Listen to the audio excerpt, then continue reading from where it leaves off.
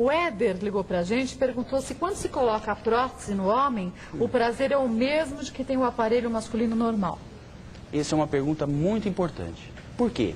Como a gente fala em nervos, o nervo que às vezes na retirada da próstata é machucado, é um nervo da ereção, não é o nervo da sensibilidade. Ou seja, o homem tem toda a sensibilidade preservada no pênis. Ejacula do mesmo jeito, tudo igual? Ele só não ejacula, Kátia, porque quando remove a próstata, remove as vesículas seminais, então a principal volume do ejaculado é próstata e vesículas seminais.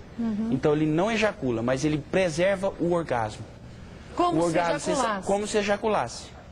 Né? Então a sensação de prazer do ato sexual, que é o orgasmo, é uma sensação cerebral. Então eu costumo dizer que está entre as orelhas. É uma sensação de prazer no cérebro, tanto para vocês quanto para nós. Então a ejaculação, eu costumo dizer que está entre as pernas, é o líquido que sai. Então mesmo que não saia o líquido, porque removeu a próstata, a pessoa continua tendo prazer, que é o que importa. Não vai fazer diferença alguma. Diferença alguma. Ele não vai sentir que a vida sexual dele está diferente do que antes. De maneira alguma. Pelo contrário, né? Eu acho que a partir do momento que o homem começa a saber usar melhor dessas tecnologias, da medicina, existe a grande possibilidade do homem ficar ainda melhor sexualmente do que antes. Lógico. Uma vez que ele tem uma consciência muito maior do seu corpo e do quanto que ele pode aproveitar a vida, não é? Independente de ter uma prótese ou não. Independente. Chegou outra dúvida do Robson, que pergunta se os homens devem fazer o autotoque, assim como é explicado e orientado a mulher que perceba se tem algum caroço ou não. Então, infelizmente, a próstata está numa localização que não permite o autotoque. Diferente da mama de vocês, que vocês são ensinados a fazer o autotoque. Se fosse possível, nós urologistas, iríamos ensinar o paciente a fazer, mas não é possível.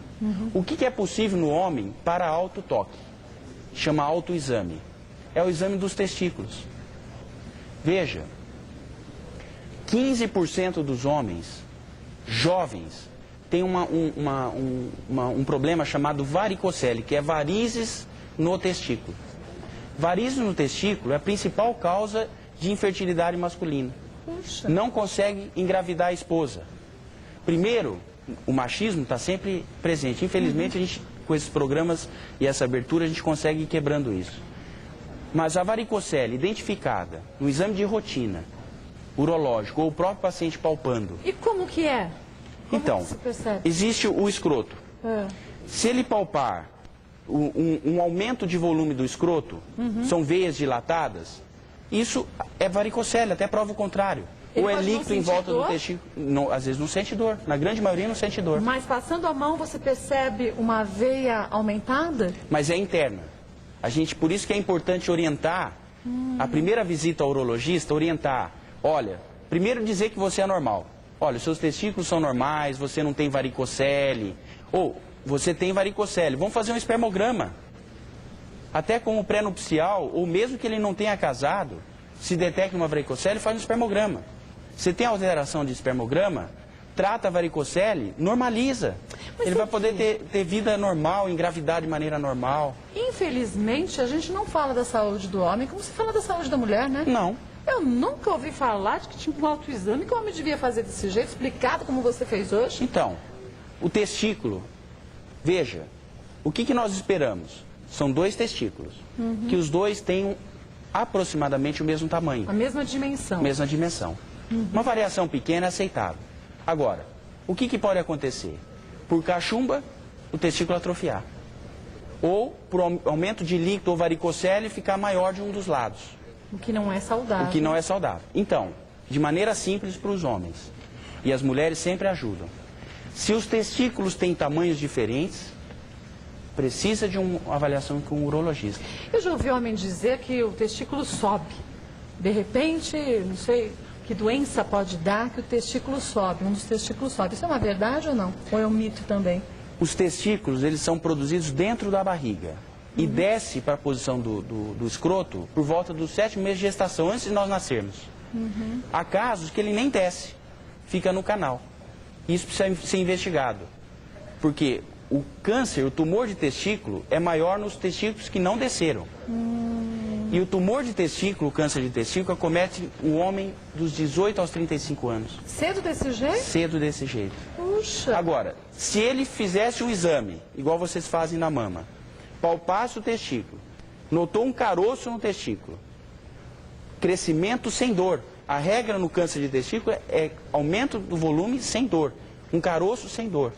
Ele deveria procurar um urologista, porque se o tumor for pequeno, você tira metade do testículo. Preserva a fertilidade, porque acomete o homem dos 18 a 35 anos. Numa época importantíssima, né? De fertilidade, Claro. de trabalho, constituição de família. Então, o que é fundamental?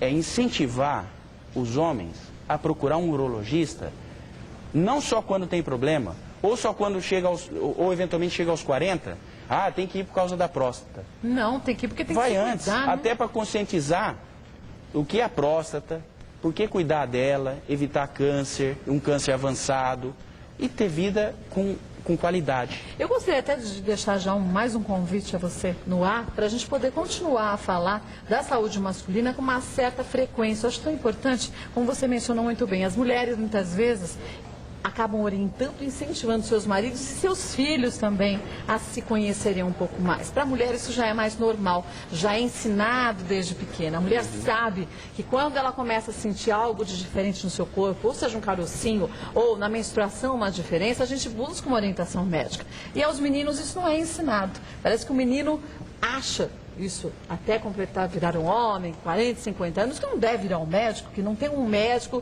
que cuide da saúde masculina. Isso existe e deve ser feito com naturalidade, como para as mulheres. Então, fica o convite feito para que a gente possa sempre dar continuidade a esse papo. É um prazer.